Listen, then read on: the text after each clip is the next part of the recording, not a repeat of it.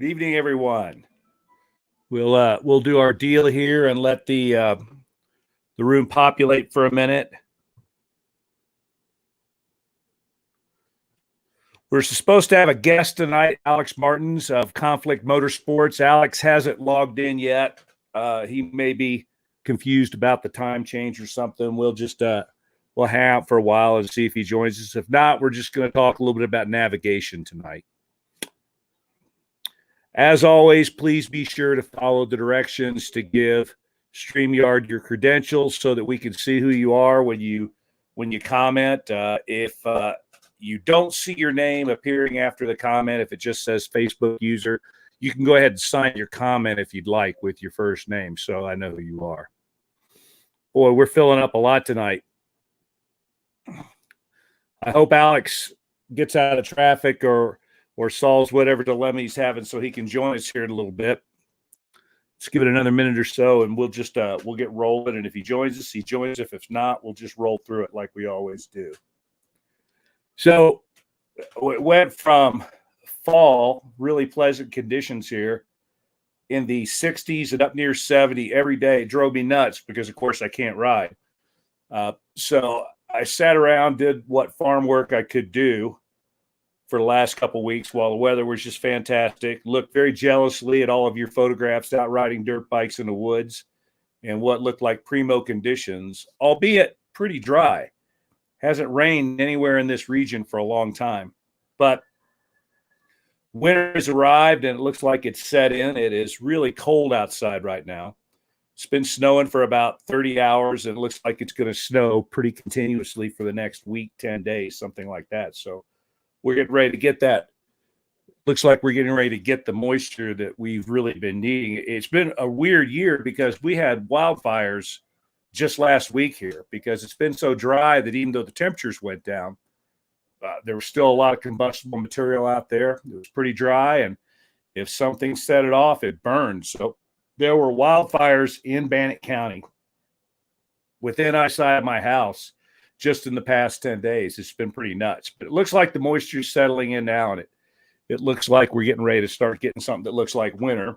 The good news is all of the precipitation forecast that I've seen from the National Weather Service looks like it's going to be a wet winter throughout most of the Tour of Idaho Basin. So that's pretty good. Wet winters are good for us because the moisture keeps fires down. At least it keeps the fire danger down for a while. It might crop up late in the season, but if we get a really wet year, typically when it dries out around here, you get sort of a monsoon and there's a little bit more rain that comes through.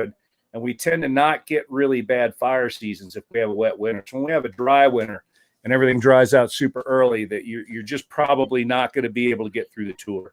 Last year we dodged a bullet. It was kind of wet in the winter. It wasn't the wettest winter we've had in a while. But it didn't dry out till kind of late. But, man, we dodged a bullet because there were fires all around, but no fires on the Tour route. Well, I don't see Alex anywhere, so if he logs in, we'll bring him into the broadcast later on. But for right now, let's just get going with what I told you I was going to open with tonight anyway. And that is that there have been several questions that I've seen crop up on the forum, and every once in a while somebody PMs me with a navigation questions.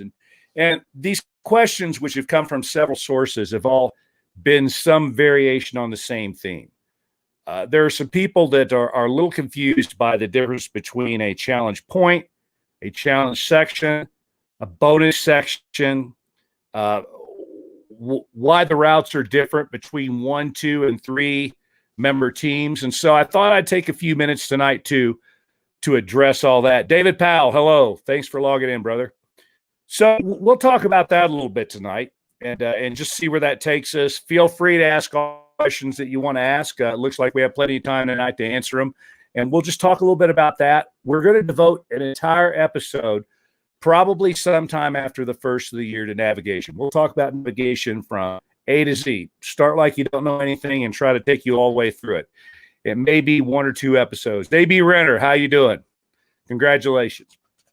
So let's start out tonight and just answer these questions that have cropped up on the old interwebs.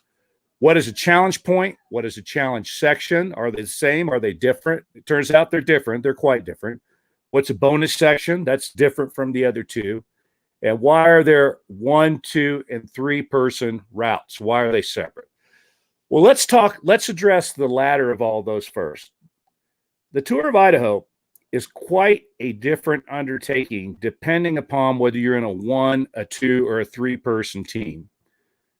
I've done it all 3 ways. I've done it as a soloist several times. I've done it as a member of a 2 person team once and a 3 person team once. And I liked it solo myself, but that's just me. But there is no doubt that solo is the most difficult way to do it. If you're a member of a 2 or 3 person team, especially a 3 person team, a 3 person team, you're not afraid of anything because you got 3 people there. If there's trees down all over the place, you can manhandle your bikes over those trees. On some of the technical sections, you got 2 spotters while you're trying to rip your way up over some of those rock steps and stuff like that when there's a big drop off to the side. So you get to distribute the weight between 3 people. You don't need 3 spare tubes, 3 tire kits for a 3 person team. You need 1. And so you get to save a lot of weight. Not every person doesn't have to carry the same amount of weight. Plus, a lot of people feel there's safety in numbers. You just feel better knowing that if something happens, you've got 2 people out there. 1 person can go for help and somebody can stay with you. So there is no doubt that the more people there are on a team, the easier it is to do. That does not mean that it is easy with a 3 person team. And please don't get the impression that I think that's the case. If you do it as the 3 person team, that's just dishonorable or something. I don't think that at all. But we do adjust the route to sort of try to level things out between 1, 2, and 3 person teams because the level of stress, I see Marshall here and Brett have both weighed in. Soloists have done it in the last couple of years. And these guys are both absolutely right. Solo is just a totally different beast. So we compensate for that by making the route more difficult the more people you have. Now, a lot of people say, well, why do you stop at 3? Above 3, it starts being something kind of different. If it's a great big group ride, then all of a sudden it's not the small team adventure thing that we kind of envisioned when we started off of this. So you're welcome to do it with a group greater than 3, but you're doing a T2. You're just not eligible for a jersey number if you do that. Anything bigger than 3, you're really starting to cut down the adventure factor in it because you throw enough bodies at anything, you can get through it. So that's why the cutoff's at 3, and that's why we make the route different for 1, 2, and 3 member teams. So hopefully that addresses that question first. So the second question is what's the difference between a challenge point, challenge section? Challenge points, if you've looked at our waypoint files, are certain waypoints that we've picked out that we feel have some sort of value. It's typically the top of a pass, or it's the top of a peak, and out and back that we have you ride to, or something like that. There's something pretty there. A challenge point is not necessarily something that was especially difficult to get to, but it's just something along the route that we feel is notable. So what we want you to do is stop and take a photographs there. And we ask you to take a selfie. Now, you can take a landscape shot and a selfie if you want, but we ask you to stop there and take a selfie. And the reasons for this kind of evolved over years. At first, we were putting challenge points kind of in the middle of what we thought were kind of hard to get to places. Then we said, no, why don't we just make sure that people are staying on the route? And this is kind of like the cherry of this particular part of the trail. This is the best part of this trail, so we'll call that the challenge point. It's right in the middle of the trail. You got no choice but to ride the trail to get there. Then it got to the point where for a few years, a lot of people were trying to game the system, and it got kind of weird, and we just said, well, we're just going to do away with it. You just got to stay on the route. But people really missed the whole challenge point idea. People saw value in it kind of makes it like a game or something where you have to collect these challenge points along the way. So we brought it back, and it was a real popular feature of the tour that when we made it go away, people said, oh, no, we like that. That kind of gives us a little incentive every day. You got to stop, take a picture here, and you feel like you're adding to your total as you go along. It sort of psychologically gives you some incentive to continue. So there are waypoints, and the waypoints are just there to guide you. You don't have to roll exactly over every waypoint, with a couple of exceptions. There are some special navigation sections where we very carefully place the waypoints in places that you do have to roll right over. You got to find them. And that's going to be something more that we're going to look at this year. Last year, Powder Gulch was that place. This year, there's going to be a place out in the desert that's kind of like that, where you really have to pay close attention. But in general, the waypoints, if you do your map study, you do your aerial photo study, you're going to see those waypoints are, if they're not in the middle of the trail, they're right to the edge of the trail. So you're going to pass within a few feet of it no matter what, unless your GPS is way off, which happens every once in a while. We even try to place the waypoints, like if they're at an intersection, the waypoint's not sitting dead in the middle of the intersection. It's sitting maybe a few yards up the way that you need to go out of that intersection. So they're there to guide you. So the waypoints are just there to guide you along the route. The challenge points are particular waypoints that, once again, they're just kind of in a cool spot. We want you to stop there, take a picture, and you accumulate those as you go along. And the way that we decide whether or not you've earned a jersey number is if you accumulate a significant, or a sufficient, I should say, number of those waypoints. That's how we determine whether or not you finish the Tour of Idaho. If you stay on the route that you're supposed to be on, depending upon whether you're on a 1, a 2, or a 3-person team, you're going to accumulate all those challenge points anyway. So that's the difference between a waypoint and a challenge point. A challenge point is just sort of a special waypoint. You make special note of it as you ride through it by taking a picture. You add those up. You need somewhere between 60 and 70 over the course of the 10 days to complete the tour. Now, a challenge section is something that's completely different. Challenge sections are sections of the route that are alternative to the main portion of the route. And the challenge sections are either more difficult than the regular route, significantly longer than the regular route, or in some way add stress that you would not normally encounter on the regular route. So, for instance, on day one, the challenge section on day one, Reed Canyon Girl Scout Camp Trail, is just hard, especially on a loaded bike. It is an extremely difficult trail. Day two, the challenge section there's going to be a new one next year. But in the past, the only thing that challenge section did was it got you out in the desert later in the day.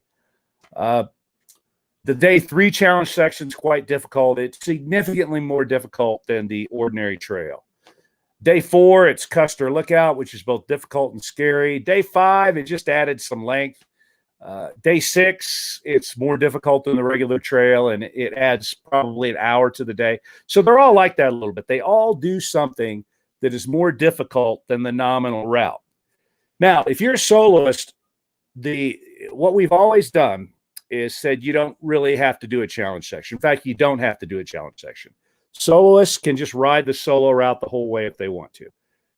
If you are on a 2-person team, you have to ride a minimum of 2 challenge sections. If you're on a 3-person team, you have to ride a minimum of 3, and that's fair. Once again, not only is your route a little longer if you're a member of a 2 or a 3-person team, but you got to ride 2 or 3 challenge sections as well. So soloists, we don't want to do that. I don't want to put soloists who are already carrying a lot of stuff way back in the middle of nowhere. I don't want to put you on a trail that's more difficult than the normal trail. The normal trail is plenty enough for you folks. Now, occasionally soloists will ride one of the challenge sections, and that's fine if you want to do that, but you're not required to do it. So a challenge section is different than a challenge point, in that the challenge points you are required to accumulate along the way. The challenge sections, soloists don't need any of them. 2-person teams need just 2, and 3-person teams need 3 out of a possible 10. Now, that leaves one more thing to talk about, and that are bonus sections. Bonus sections are something that we started adding a couple of years ago. A bonus section, the word bonus would indicate to most people that that is something extra. It's not required of the normal route, and that's exactly the case. The bonus sections are all ways for you to accumulate some extra points by just doing something extra. So if you get someplace early enough in the day and you see there's a bonus section there, ride the bonus section, collect yourself an extra point. But there's a little bit of a chess game element of all this. Last year, there were some teams that, to their rue, decided that they would poach a bonus section, and they were a little bit too late in the day. I wouldn't have done what they did. They got there beyond the point where I would have said it's worth trying to pick up this extra point, and it got them in super late at night at the end of the day. So that's something that adds to the mental aspect of this thing. It adds to the planning. So it just adds a little special sauce to the whole thing. That you got to think about, well, this looks pretty easy. Do I think that I can get through this thing without getting myself in too late, without expending energy that I'm not going to be able to get back?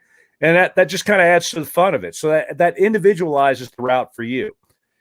You don't need to do a single bonus section. If you follow your route and you collect all the challenge points you're supposed to collect and you don't make any navigation errors, you get to Sundance Mountain, you're going to get your jersey number. You will have accumulated enough points, challenge points, to be able to do that. But if you make a navigation error, and we crack down on navigation errors, you ride a wrong trail somewhere, then, hey, there's Alex. I'll bring Alex in just a minute. Hey, man, how you doing? Good. How about yourself? I actually just driving home. My son had a little bit of an emergency, so I'm on my way home from the hospital. But I didn't want to leave you hanging. So could you give me 10 minutes, and I'll get back to the house and drop everything and come and see you? Yeah. That'll be just fine, man. I knew there was something like that. I'll see you in a few, okay? Bye-bye. All right. So there you go. So we'll have Alex on in just a few minutes. So but if you make a navigation error somewhere, you're going to need to make up that point somehow. And if you already have a bonus section in your back pocket, and some of the bonus sections, by the way, are cake. Last year, we had a bonus section on day one. All you had to do is roll into Little Rock Cafe, see Chip John Bus, get yourself the best hamburger on the planet. You needed to have lunch anyway. You got a bonus. That was a bonus section. You got a point for doing that. A couple of them were super easy out and backs that you could easily do in an hour. And they're all over the place. We try to have them, every day we try to have something you can do. So if you're feeling particularly good that day, you can roll up an extra point. Now, you know what? You get someplace deep into the tour. Let's say you're on day 7 or day 8 or something. In fact, this is the example I use a lot. It's Rock Garden Trail is one of the last trails along the tour to get sawed every year. And having sawed my way across Rock Garden personally about 5 years ago, I can tell you that you do not want to be doing that, especially if you're a soloist. Even if you're a two-person team, one of the strongest two-person teams that ever showed up to do the tour showed up 2 summers ago. They got there first, and they ended up sawing their way across it, and I think it probably took them 4 or 5 hours. It had to just kill them sawing their way across that. And there's some weird side hilly stuff up there that there's no way around it. You just have to saw your way through it. You can't really drag your bike over those logs because there's a big side hill exposure there. So let's say you get into something like that and you're going, you know what? If I have to saw my way through here and spend 3, 4, 5, or 6 hours just in this 3-mile section of trail, I'm not making it where I need to go tonight. Well, you got a couple of bonus points in your pocket. Guess what? You can turn around and skip that trail. You can ride back out. You'll get one off-route penalty. You'll get an off-route penalty because you didn't ride a trail that's on the route. And if there is a challenge point out there, you will miss that challenge point. But if you've done a couple of bonus sections, which are easy for anybody to do, you'll have those points in your pocket. You don't have to worry about it. If fire closes something, last year fire closed one trail. Well, if you had a bonus section in your back pocket, all you have to do is there weren't any challenge points out there to be picked up. So the only thing, and we didn't even assess an off-route penalty since the trail was officially closed. You get an off-route penalty for riding around something that's not closed. So the fact that it hasn't been sawed or the trail's not in very good shape, that you're going to get an off-route penalty for skipping that. But if it's officially closed by fire or there's a sign on it that for any reason says this trail is closed, it's off the tour. You don't have to ride it. So will you miss the challenge point that was out there? Yes, you will. but you won't get an off-route penalty. So in that case, all you would need is one bonus section to make all that up. So if J.R. Robinson says, if you skip a trail, how soon do you have to get back on it? Okay. The first person who can correctly answer that question, I'm going to give some swag to. I'll have something for you. I got all kinds of stuff here. That's a question that comes up all the time. It comes up by teams that are out in the route. The answer to that is explicitly written in both the challenge point section and sort of in the route book. So let's see who's read that stuff carefully enough to know what the answer is. Who can answer JR's question? All right, who's Facebook user? JR Robinson, ASAP. Who is that?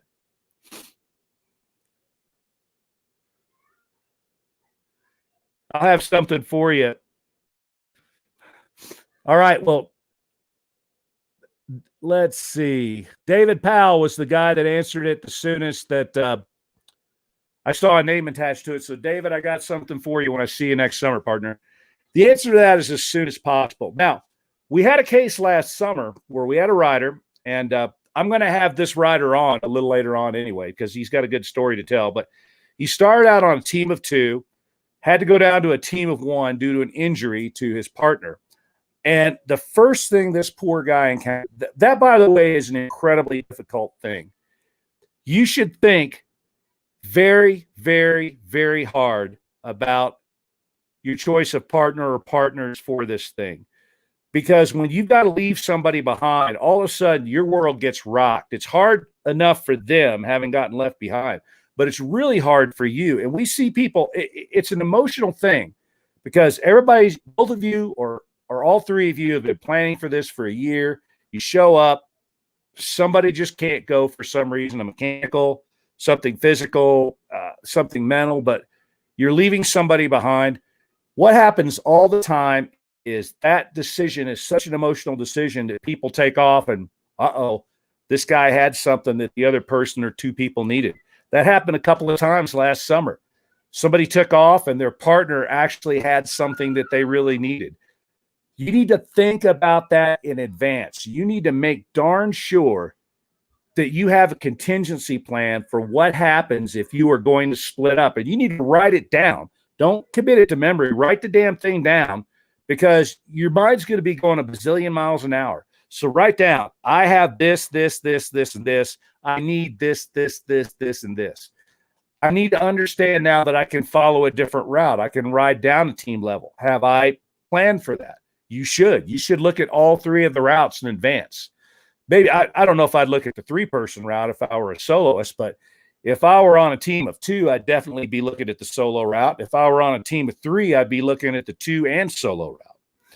So this poor fella, all of a sudden he's a soloist, which is a huge thing to take on, especially in the middle of nowhere, which is where he had to do it. First thing that happens is a fire pops up in front of him. Literally, the fire popped up right in front of him. He hits this trail. There's a big sign that says trail closed. And he decides wisely to ride around it. But what he didn't do is he didn't get back on the route as soon as he possibly could. Instead, he could have ridden a pretty short distance, ridden back in, and actually gotten on the route. Had that happened, there would have been no penalty whatsoever. He'd have been golden. It'd have been just fine because there wasn't a challenge point out there. But as it was, he rode a lot farther than he needed to ride down a road and got back on the route significantly later.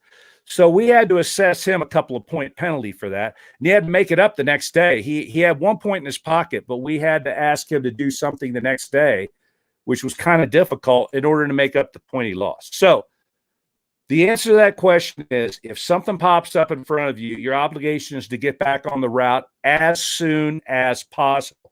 And I should add to that, as soon as legally possible. You need to be going, cross country to get back on a trail, but the very next place you can get back on our route that's legal to do so, that's what you need to do. So typically it's going to be one trail that's closed. Ride around by the shortest way that you can and get back on our route just as soon as you can. So let's see. As a soloist, can I do sections of the 2 or 3-person route to hit the challenge points in those sections? Yeah, you could do it, but those challenge points don't count for you. That's something else that we spell out pretty explicitly. The number of challenge points that you need is determined by your team level. And if you're on a 3-person team, you need more than you do if you're on a 2-person team or if you're a soloist. If your partner disappears, then you go down a level, you don't need as many challenge points anymore. And the rules about that are a little bit funny, and I'll go into that a little bit later on. We're going to change that a little bit this year, but probably what we're going to do is go back to saying, let's say you're on a 2-person team and your partner retires. Last year, we said the next day you can start out as a soloist again. We're going to go back to the rule that we've always had before, which is it's 2 trail days. So if your partner retires on day 1, doesn't make it to Pocatello, on day 3, you get to be a soloist if you are a member of a 2-person team. But from then on, you get to ride the solo route the whole way, and all you need are the number of challenge points that a soloist would need from that point on. So you still need the points that a 2-person team would have for day 1 and day 2, so you're going to have to ride that route. But starting on day 3, you can just ride the solo route. There's some great questions and comments coming up here today. Sure did need that little siphon tube. Not me, baby. I don't drink water out of creeks. Okay, we already answered that one. What else here? So that's it for the questions that I've seen come up in the last week or so. And again, if you read all the stuff that's on motorcyclejazz.com about the tour, you might have to read it a couple times to let it soak in, but I think you'll be able to sort of figure out what the intent of all this stuff is. Those are nonetheless good questions, though. And the people that asked the questions had all told me, yeah, I read through this, but I just didn't quite understand what you were saying here. And that's absolutely fine. I'm glad you asked the question. I do hope that clears it up. Now, what happens if I'm a soloist and I just decide I want to ride the 2 or 3-person route? That's not at all forbidden, but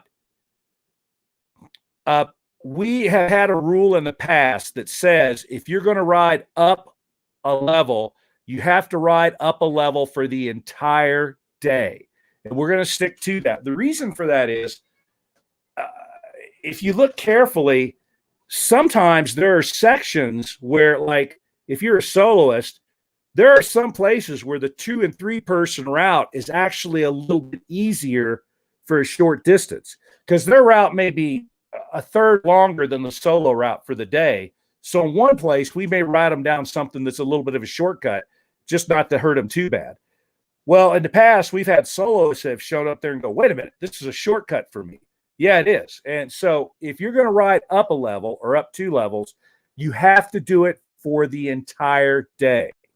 So if you're going to ride, if you're a soloist, you want to ride the 2 or 3 team variation, that is perfectly allowed, but you must commit to do it for the entire day. And if you ride up a level, you collect 1 extra point for doing it. If you ride up 2 levels, you would collect 2 extra points for doing it, but you have to do it for the whole day. So let's see, as a soloist on D8, if you ride the southern route, you have to ride the Rock Garden Trail. Do you get the extra challenge point? Technically, you don't. There's no such thing as extra challenge points. Remember, challenge points are determined by the team level that you are. If you're a soloist, let's say you need 64. If you're a member of a 2-person team, you need 68. If you're a member of a 3-person team, you may need 72 or something like that. If you are a soloist and you decide to ride a 2 or 3-person variant just to pick up a bunch of extra challenge points that are in their route, that doesn't apply to you unless you ride that route the whole way. If you want to ride a route the whole way, that's fine. But your Tour of Idaho, the number of points that you need is determined by the size of team that you're on. So you don't get to snag like bonus challenge points by riding up a level. You may get a bonus point for riding up a level for a whole day, but you don't get any additional challenge points for having done that. All right. Here he is. I'm back. Hey, there he is. Yeah. Dude, I'm really sorry that you had some issues tonight. I hope everything's okay. Yeah, no, the boy's okay. Unfortunately, my son is one of those guys that goes big all the time, and unfortunately, he got my sense of uncoordinatedness. So he went big today, and it caught him pretty good. Oh, no. Well, it sounds like an honorable injury, though. Oh, no, for sure, without a doubt. So I'm back. I want to introduce you to our audience out here. Our guest tonight is Alex Martens, and Alex is a guy that I have known over a distance for many years, for about 5 or 6 years now. I don't think we've ever met in person, but we've talked quite a bit. Yep. Alex is a man after my own heart. Most of you know I trained as a physicist, and I used to do 2 units every time I taught engineering physics on motorcycle suspension, just because it's such a fascinating subject. And it's really cool. I mean, it's not a simple problem. Not at all. Automotive and motorcycle suspension is incredible. The complexity that goes into it, the amount of misunderstanding about what a suspension does. I would get these kids in my classes, and I'm sure Alex can relate to this. So I get these kids in my classes that are like Joe Hot, motocross racer, and I start talking to them about, like, well, what's the difference between a shock absorber and a spring? You know, they do kind of 2 completely different things, and these guys wouldn't have a clue. Sure. You know, I'd start talking to them about, well, what do those clickers do on your fork legs? Well, I don't know. It blows my mind that more people do not have an interest in what suspension does, because in my view, the suspension is the most important component on the motorcycle. Every motorcycle I've ever ridden made plenty enough power for me. The thing that it didn't do was I couldn't get the power down to the ground, or I just couldn't keep the thing from bucking like a Bronco. And that's where guys like Alex can hook you up. So take it away, partner. So, you know, it's interesting. I was actually in that brief moment between now and when we talked a few moments ago. It was I was trying to actually think of how I heard of you first. And it was actually through a guy named Jimmy Stalker. And, you know, Jimmy was I think he was within the top 5 guys to finish the tour. And I actually met Jimmy at, he was number 4, wasn't he? He's number 5. Number 5, yeah.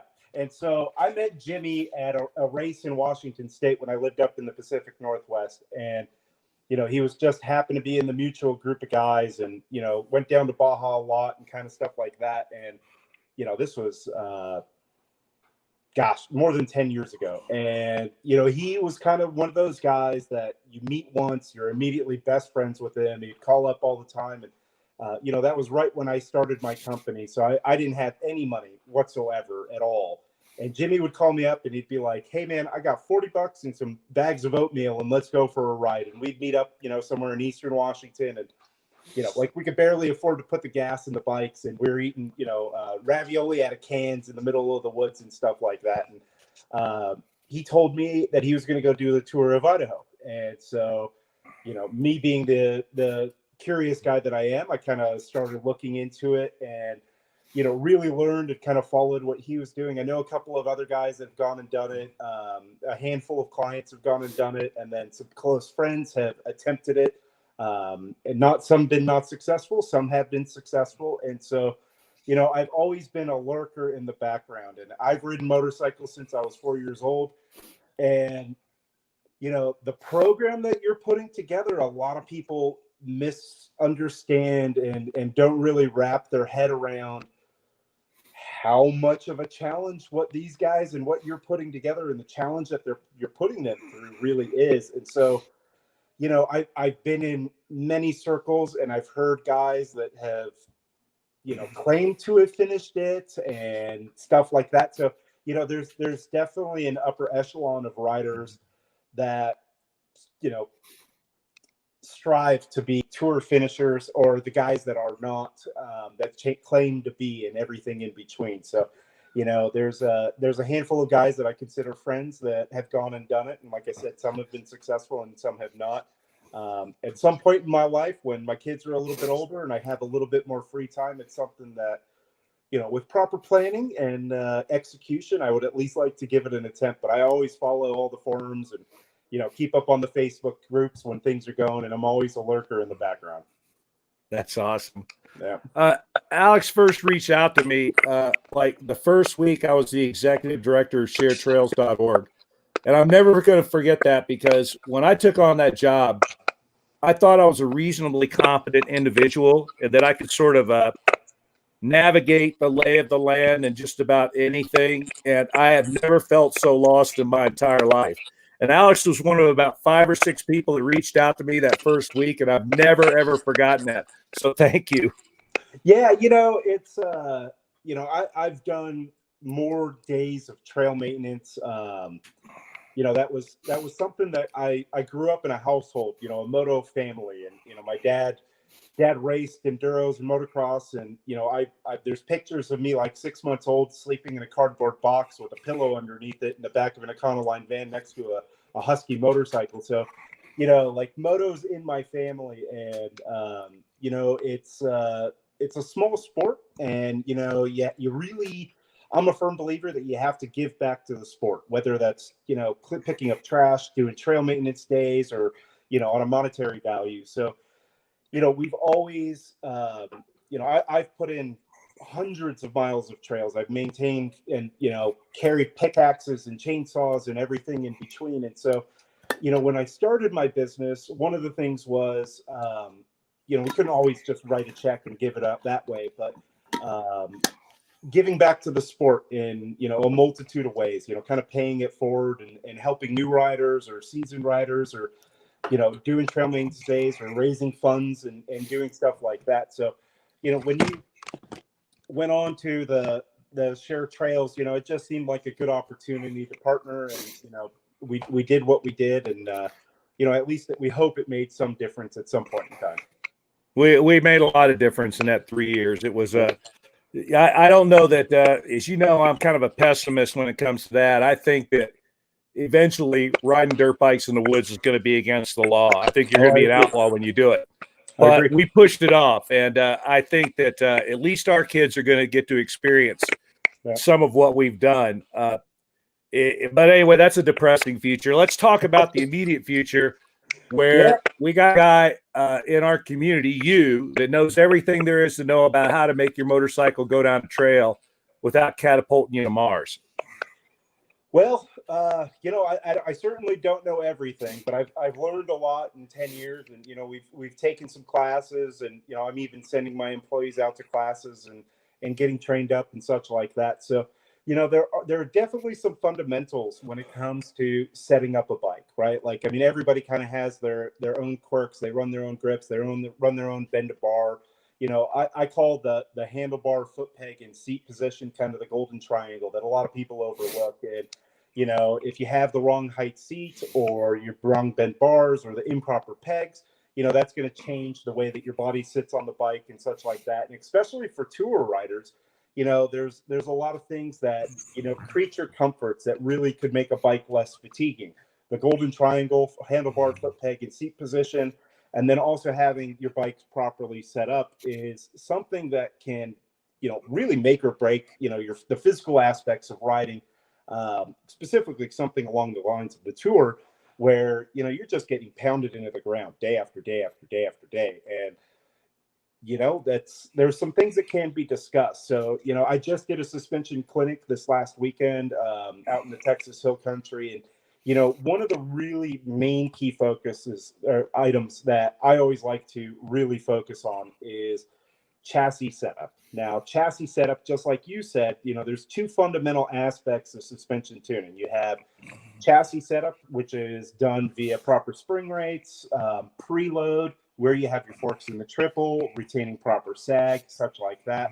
And then you have the fluid dynamics, or the control of the fluid dynamics behind that, which is done via valving design, piston design, component design, and so on. So typically I always start with, chassis setup. So, there's a couple different ways to really look at it, but fundamentally, and it surprises me the number of people that are out there that don't have an understanding of chassis setup. And so, a quick rundown of what chassis setup is and what the end result as a rider, or what you feel is an end result as a rider, really breaks down to Static sag and rider sag. So retaining proper static sag and rider sag, in my opinion, above any valving design before you spend any money on an exhaust or an intake or a different ECU or anything along those lines, is get the proper springs in your bike at a minimum. That is basics 101, and it's overlooked by a considerable number of riders. And what that really equates into as a rider feels is, if you have the improper spring rates, if you have the improper preload settings, if you have your forks in an improper position, that changes the handling characteristics of these bikes. And let's face it, these manufacturers, whether you're riding blue, yellow, orange, white, the new red or the old red, all of these manufacturers spend millions and millions of dollars in improving these bikes year after year after year. And they're making small incremental changes as far as chassis design, seat design, engine design, and et cetera. And so you're paying a lot of money for these bikes. And if you aren't having the proper chassis setup, you're not getting the handling characteristics of these $10,000 plus bikes that were out there. So that's something that I typically would like to start with. And, if you agree, we could just run with it. Yeah. One thing, my expertise is not in dirt bikes. My expertise is in street bikes. I worked for a magazine for a long time, motorcycle.com. And we tested bike after bike after bike. And the thing that I noticed about all these bikes is, we show up at a track and all the OEMs to be there. They'd all have bikes. They had a guy that showed up that, did the really quick adjustment on the fly to try to get the bike set in for you. Well, I'm a pretty heavy dude, man. I weigh 225 pounds when I'm in fighting weight. I never found a bike out of the box that responded to my weight. It seemed to me like every bike, I squashed the suspension on every street bike that I ever got on, and everything felt harshly damp to me when they softened it up as much as I could have. So my conclusion from that, and you can tell me whether you agree with this or not, is that those bikes are sprung for people that are a lot lighter than most of us. Oh, yeah, absolutely. So, the average bike, let's say KTM, it doesn't matter if it's Husky KTM or even the new gas. They are all sprung for 165 to 187 pound rider in gear. Average rider gear is between 20 and 25 pounds, not including an additional backpack with camping stuff, supplies, anything like that. That's your traditional moto gear: boots, helmet, chest protector, knee guards or knee braces, helmet, gloves, etc. 20 to 25 pounds, depending on what brand of stuff that you're using. So immediately take whatever you weigh, add 25 pounds. There you go. So in my opinion, in the work that I do, there's not a lot of 140 to 150 pound guys floating around out there that are with gear are going to be sprung appropriately. So the significance of getting proper springs are exactly what you just said in regards to riding a street bike. Is they're grossly sprung for they're undersprung for the American market, so to speak. And then therefore you're riding low in the stroke. You're not getting proper static sag, rider sag, the rake and trails all over the place. Therefore, you're not getting the handling characteristics that you should.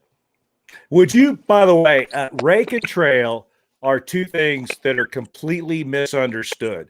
Could you take a moment to explain some of those chassis dynamic terms, specifically rake and trail, and what it means to be riding too low in the stroke and how that affects all of that? Sure. So rake and trail is basically, I wish I had it right now, but I don't have it in front of me, is basically the angle that the forks offset. So there's a few things to discuss. You have fork offset, and then you have rake and trail. So offset is essentially the position of the forks offset from the steering damper or steering stem itself. So on KTM's, it ranges from 20 to 24.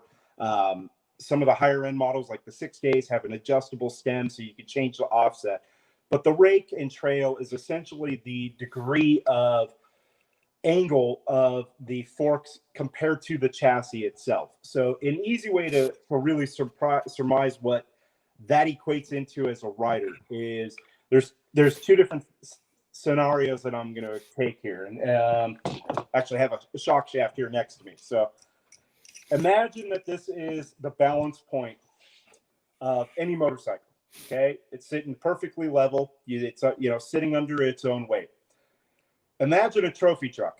Front end is high, rear end is low. The reason for that is so when a trophy truck hits the bumps, it's the rear end of the truck is not going to be kicking it much. So, those trucks do 100 plus miles an hour through 3-4 foot hoops, and they're super stable.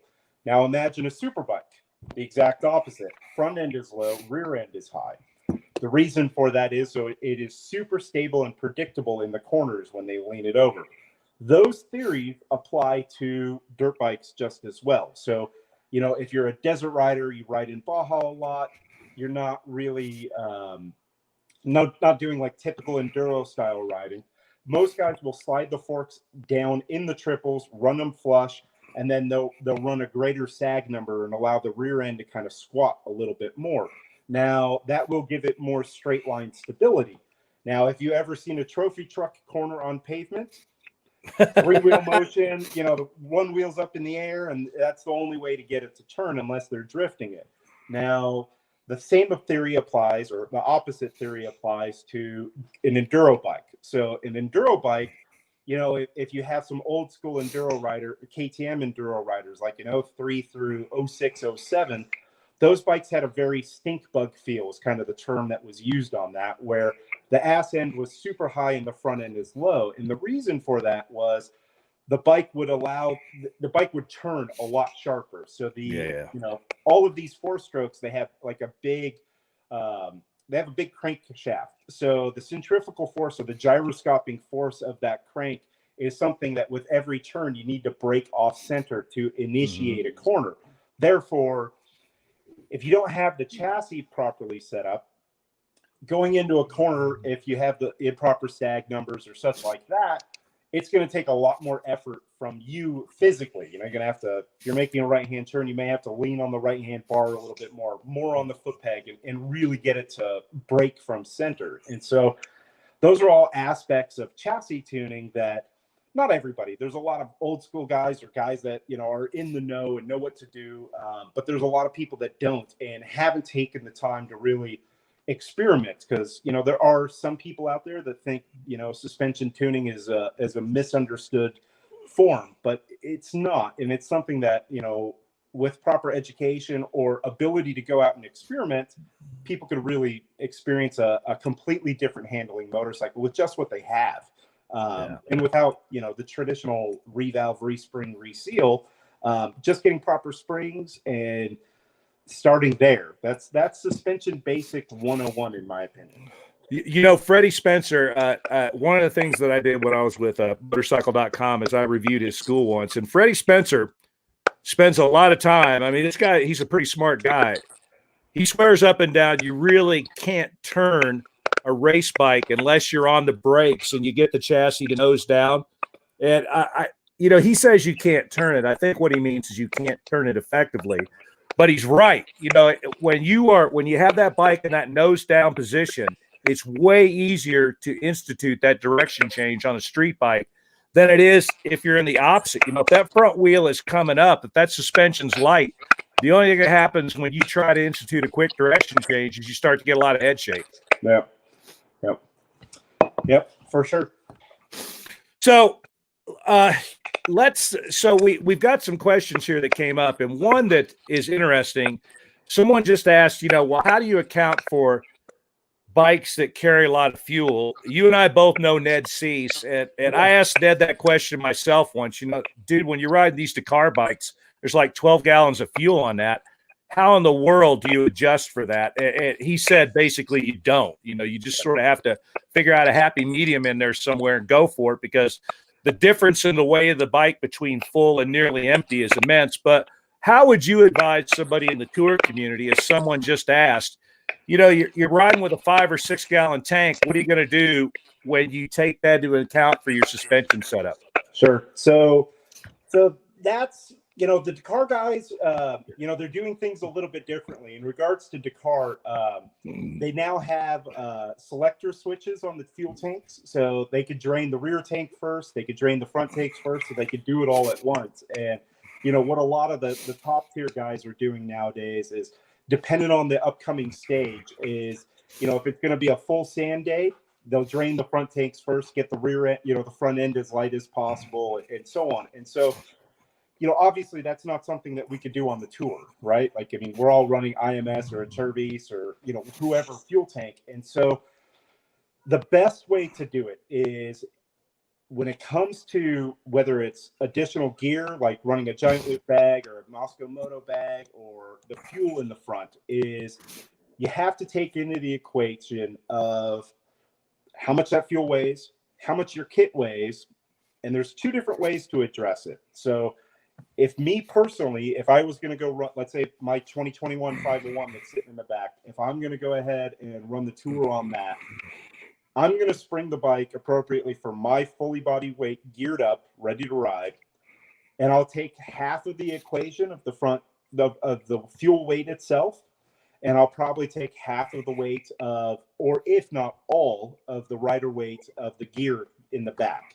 And that way I will always have, because, when you're riding the tour or something similar along those lines, you're most likely going to have that weight in the rear end of the bike at all times. But in the front, you're going to have a variance. You're not always going to be fully topped off. You might be somewhere in between. So a good way to do it is take half of that fuel weight, so an additional 2.5 gallons or such, or maybe even more, and spring it appropriately for you, including that weight. Now, there is an alternative way of going about it. It's not necessarily the most ideal way. Is, a lot of these bikes, depending on which model bike you're running, you can run a preload adjustable fork caps, and X-Strig is a company that has a bunch of options for the rear as far as running a preload adjuster. But then, on the tour, you're most likely not really going to be making too many adjustments. Your focus is going to be, just making it through the day and hitting your points and doing everything that you need to do. So my way of doing it would be to spring it appropriately, taking that associated weight into the equation.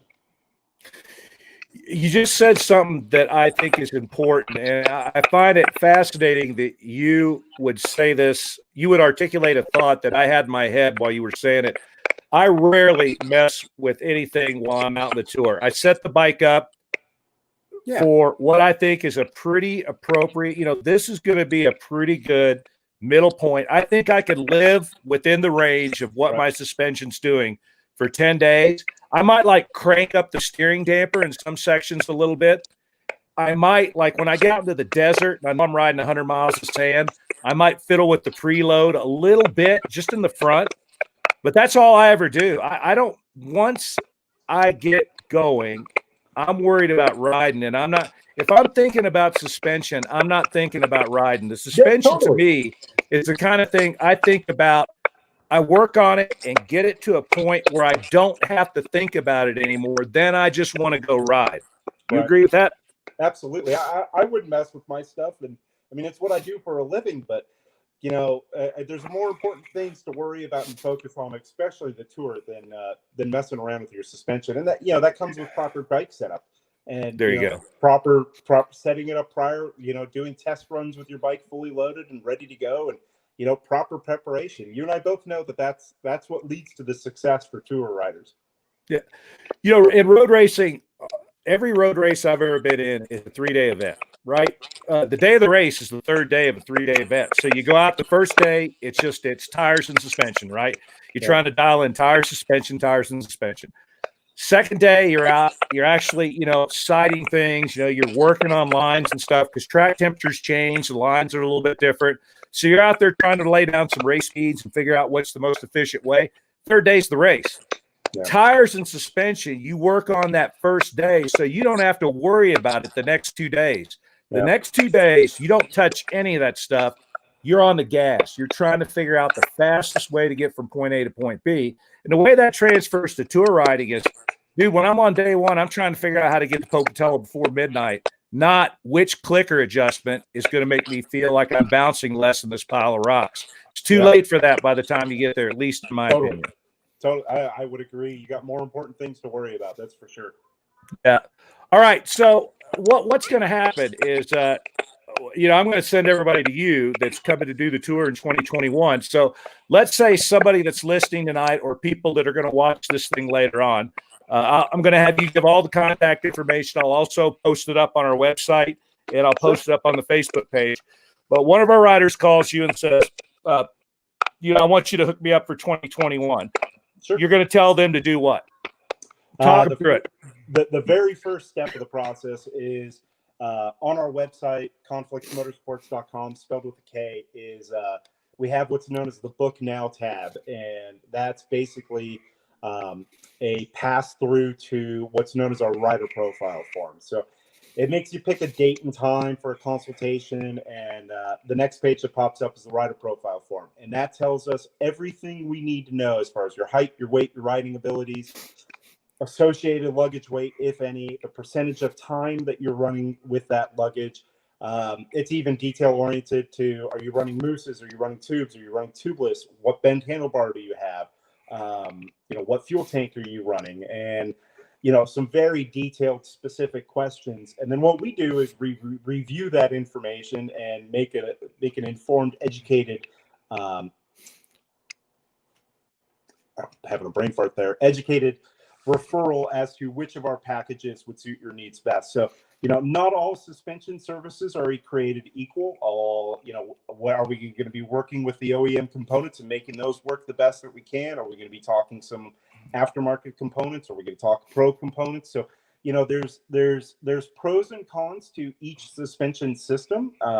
You always have to give to take in certain areas. So, in my opinion, there's not one option that's going to suit everybody's needs best. So, that rider profile form tells us everything. And then we review it. We put together some estimates. We typically follow up the client and go over which options, discuss the pros and cons of each, and what the appropriate moving forward direction would be. And then guys just ship their suspension down. We knock it out, get it right back to them, bolt it on and go. We include a 4-page document now that is a record of everything that was done: oil level heights, oil viscosity, installed preload amounts, the notation of anything, if we did any high-end coatings and or any aftermarket components. And then at the very bottom, it's what we call as our settings list. And that's a variety of clicker settings, preload settings, static and rider sag settings, for people to use in different scenarios, different luggage weights and stuff like that. And then, there's always, suspension is not something that's like, this is the best way to do it. And, I'm the voice of God. It's not that way at all. It's, these are, most of the time, we're shifting things in a certain direction. And, depending on the type of riding that you're doing or your riding abilities, we may favor it in a certain direction or others. So, we make suggestions, we make, with the feedback that we've done, the testing that we've done, we have a baseline recommendations to move forward from. And then, it's one of those things where, the relationship with our clients never end. It's not uncommon, and I encourage people to always pick up the phone. Hey, if you're having an issue, if it's doing something quirky, if it's doing something you feel could be improved, pick up that phone, give us a call, shoot us an email, and we'll make, some recommendations if you don't have the know-how to go ahead and do so. So, it's one of those things because, people fluctuate in weights. There's, they load their bike up differently. They may try a different tire. Tires are a big thing that we have to focus on. A big thing nowadays that we're facing a lot of is KTM axles bending on the newer 20 models and newer. We're carrying them in stock. We're seeing them all the time. So bending axles is something that, will definitely affect suspension performance, and it's creating some oddities that we're seeing a lot of. So, little things that really will be detrimental to the suspension performance is something that we need to avoid as much as possible. So I have a question for you, and I honestly don't know the answer to this because I've heard it answered in different ways. But chassis, the chassis is technically not part of the suspension, as really are not the tires. The suspension is a specific component of a motorcycle, and the tires and the chassis are a little bit different. But Sure. But tires and chassis obviously affect the way the suspension responds because they're connected to it. Absolutely. Absolutely. And one thing that I have always noticed is that, when I was racing street bikes, I was racing in the day when you made the transition from chrome moly to twin spar aluminum frames, and it was like night and day. Because in a race bike, all of a sudden that twin spar frame was stiff and you didn't lose energy and the thing didn't feel like a fiberglass wand going through a corner. But on dirt bikes, it feels exactly the opposite to me. I cannot ride a Yamaha or a Honda dirt bike. I have to have something that's got kind of a flexy frame to it because those twin spar aluminum frames feel, to me anyway, stiff as hell. And I've never been able to find a suspension setup that didn't make that bike feel stiff. Is that just me being weird, or is there a thing to that? No, I mean, they're getting a lot better. The original aluminum frames that we were seeing on both the Yamahas and the Hondas back in the day were exceptionally rigid. And, KTM, Husqvarna, this is one thing that's always kind of boggled me when it comes to KTM is, and maybe it's just they have a product that works really well and why change it? But, they're still using chromoly frames. They're still using steel frames, and they haven't made that transition into the aluminum frames. Chassis flex and, it's interesting. Like, you mentioned Honda, like, most off-road guys, the serious off-road Honda guys, they're running 2006 Honda frames, right? They'll take a brand new 2021 model and they'll jam that sucker in a 2006 chassis. And, they have a life frame. And I remember I met David Camo once, and this was when he was riding for JCR, and he had like this spectacular crash. I don't remember what Hare and Hound it was at.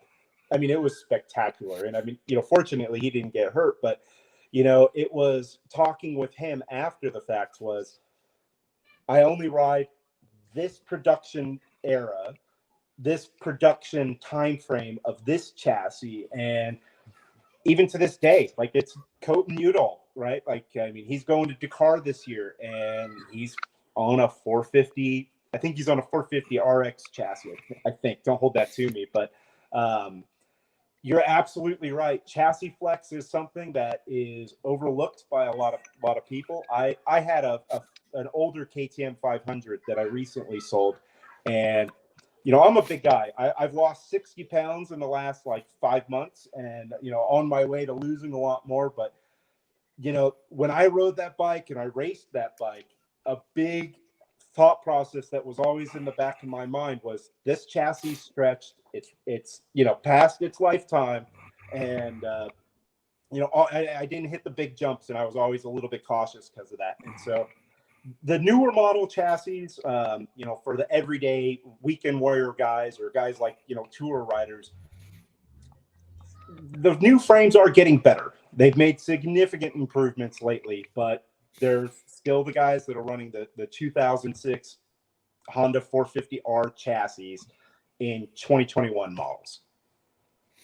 That's the reason I went from Honda, which I had ridden faithfully for years. I was a Honda Yamaha guy when I was road racing. I loved them, but I went to KTM and discovered that I actually could ride a dirt bike, and it's just because the flex in the KTM frame feels really reassuring to me. It just helps me control the bike a little bit more. And every time I jump on my 450X, that thing just feels like a steel spring that wants to catapult you to the next solar system. Sure. So we got a couple of questions here that I want to pop up so that we can have the expert answer them. And the first one's right here from Sean McNee. Can you see that up on the screen there, Alex? Yeah, I do. What do you think? So coatings are not the end all of end all. They do make some significant improvements, but it's not going to be a dynamic change. So the most popular coatings that we offer and that we've tested with extensively, Kashima coating. Kashima coating is done by the Miyake Corporation. They're in Japan. No matter what anybody tells you, there's only one company in the world that does it. So whatever components are getting put on your motorcycle better have been sent to Japan. It's a hard anodizing process. It basically changes. It's a hard anode coating process that the end result really equates into super slippery sliding surfaces. So Kashima coating is done on aluminum components only, so it's not done on the steel lowers, but it's on the uppers. And essentially what that allows is the bushing, or the upper bushing or outer bushing as it may be called, has a much slippier surface to slide on. Now what that equates into as far as a rider is smoother operation. So that initial break free of motion between the upper tube and lower tube will allow that to slide even easier. Now, DLC, tinitride, there's a couple companies out there doing Kaya coatings of the lowers. We're favorable to DLC. We've been through the gamut of different companies that do DLC, and we've kind of formulated and sourced the best ones out there. DLC is the black coating on the chrome lowers itself. Now, what that does is it's an extremely hard, durable, self-lubricating coating. It's 2.5 microns thick, so it's very, very thin, and that is basically to allow the seals to be lubricated. Now, that brings seals. SKF we only use SKF products in our shop. They've recently released a line of seals known as the dual compounds. They have dual compounds, they have performance, and then heavy duty. The dual compounds are a mixture of the reliability of the heavy duty with a combination of the performance, all coordinated into one seal. Coatings are worth it if your budget allows. You're not going to, if I was to put a percentage value on it, I'd say under 25% improvement is what you would see. But when you tie that in line with a revalve or replacement components and such like that, it does help a lot. And so square edge bumps, low speed square edge bumps, roots, rocks, ruts, whatever it may be, it's just going to allow those tubes to move even easier, which will be less fatiguing and more compliant and less abusive overall. What did you say the thickness of that coating was? 2.5 microns. And what's the tolerance? I don't know. Tolerance like a half a micron or a tenth, do you know? I'd have to look it up. I've never had any issues with it. I could probably look if I got my computer up and running. I could probably. It's not worth answering. It's just think about. A 2 micron coating is incredible. That's a really, really, really thin coating, and the ability to coat something like that and have it be durable. We live in an age of miracles, truly, because the coating has got to be fairly thin in order for it to be effective. 2 microns blows my mind. That's just incredible. Well, there's a reason we've tested just about every DLC company out there, because it's not all DLCs created equal. I would be lying if I said that we haven't had some issues in the past where, it'll crack, it'll flake, it'll shed, something along those lines. But more than 20 companies out there that offer DLC, and typically the issues that we ever did run into were with some really high-end, high caliber type riders, but we have, since with the company that we've been with for 5 or 6 years now, we haven't had any issues. All right, so we've got one more question I'm going to put up here. I think this will be a quick and easy one to answer. How many months before the tour should a rider get their suspension done? Well, I'm a firm believer that piss poor planning leads to piss poor performance. And so in that regard, getting accustomed to it, I definitely wouldn't do it right before the tour, without a doubt. You need time to get accustomed to the bike. You need to get time to break it in. You need to get time to jive with it. So in my opinion, a minimum of 6 months beforehand, and get some time on the bike. Maybe spend the money and get it freshly serviced right before you go and do it. But, I would always recommend doing it sooner than later. And, if you need to get a service down the road, Martin and I are going to be working on a special program for you guys, and, making it cost effective for you and really doing what we can to help the tour members out. So, My opinion would be do it sooner than later, so that way you can get some time on the bike, know what you like, know what you don't like. If any changes need to be made, we can discuss that, and then just get it properly serviced and freshened up right before you go. And let me translate that for you. Get on his website tomorrow, fill out the damn form, make your plans right now. Look, most of you live somewhere in North America, right? So unless you live down there in Texas or in Arizona or in California or something, you're not going to be riding your motorcycle a lot for the next 4 months anyway. Take them off right now, get the stuff filled out, send your stuff off to Alex, get it done, get it back, get it bolted on so that in March and April, when you start getting out, you got 4 or 5 months to ride that bike and feel how it feels, because it'll make all the difference in the world, and it will change the way you ride the motorcycle. Absolutely. Especially if you've never done anything. Like if you just get a motorcycle out of the box and ride it around, when you finally have suspension that's set up for you, it's like, oh my God, why didn't I do this 10 years ago? Yeah, it's a game changer for sure. It is. Yeah. Alex, anything else, brother?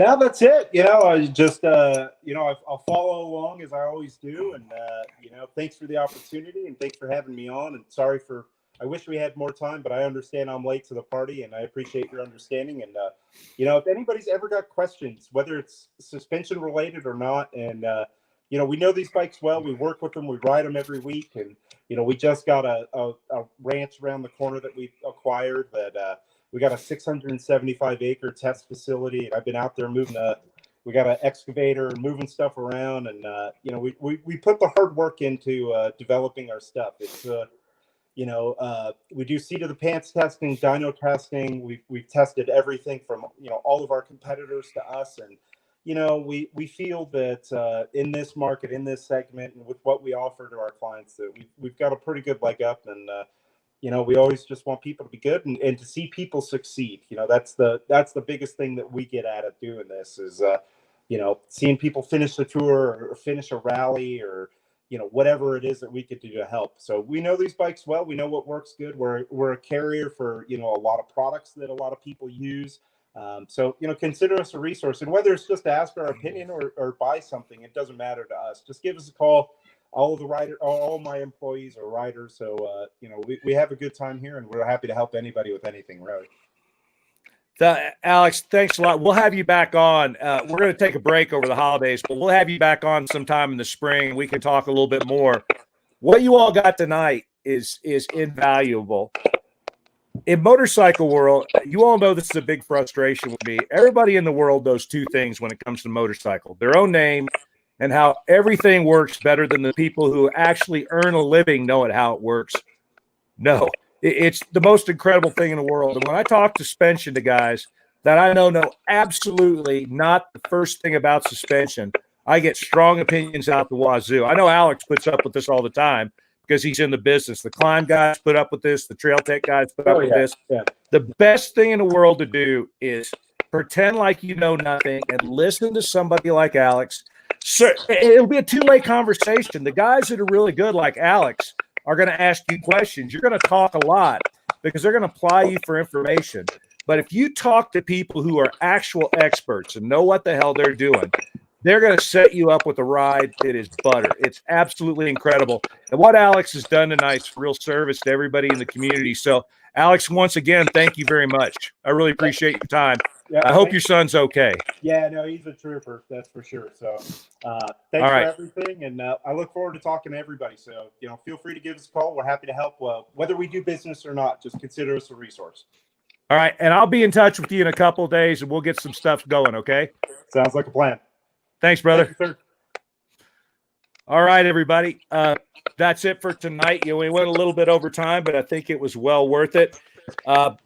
I really, really, and truly appreciate our guest tonight. Alex, let me mute his mic there. There we go. He had a little bit of noise going on in the background. Look, we're going to have guys on like that all winter long that can tell you about things that absolutely know what the heck they're talking about. We'll have some trail tech guys on, some climb guys, folks that know what the heck they're talking about. You should listen to them because what Alex said is true. We want you to succeed. Everybody involved in this wants you to succeed. And there's this notion going on out there that we somehow like sit around and chortle when people don't make it.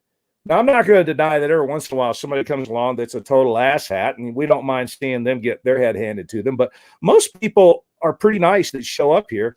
And when they fail because they just didn't do something that they could have easily done months in advance, like sort out their suspension or sort out their equipment, nobody likes that. Nobody wants to see you do everything that you have to do to prepare for a successful tour of Idaho and come up short. Nobody wants that.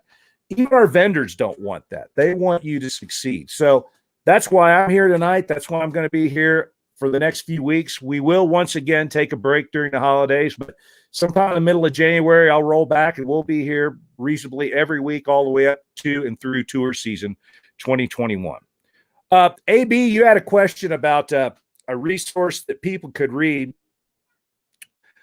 One thing that might help you is there's a section of the motorcyclejazz.com website called Motorcycle Physics. Go there and have a look at that and see if that helps you any. And every book that I've ever seen written about motorcycle suspension and chassis dynamics is unfortunately written for an audience of engineers. So there's not a lot of good information out there for just normal riders, which is a failing. But that Motorcycle Physics is a section that I wrote, assuming that someone had maybe had high school level physics. And if you have any facility at all to understand just a few concepts about the physical world, I think you might be able to get through that and it might make some sense to you. If it does, let me know. If not, I'll look around and I'll see if I can come up with something else. But I can tell you right now that talking to guys like Alex will get you all the information that you need to know. All right, everyone. Once again, thank you very much. I'm looking out tonight. It looks like there were a ton of people that were involved in this. I really and truly appreciate all the questions. You do our entire community a great honor by spending this time with us every Monday night. I will come up with a guest for next week, and I'll announce that in the next few days or so. And until then, I will be seeing you. Ciao.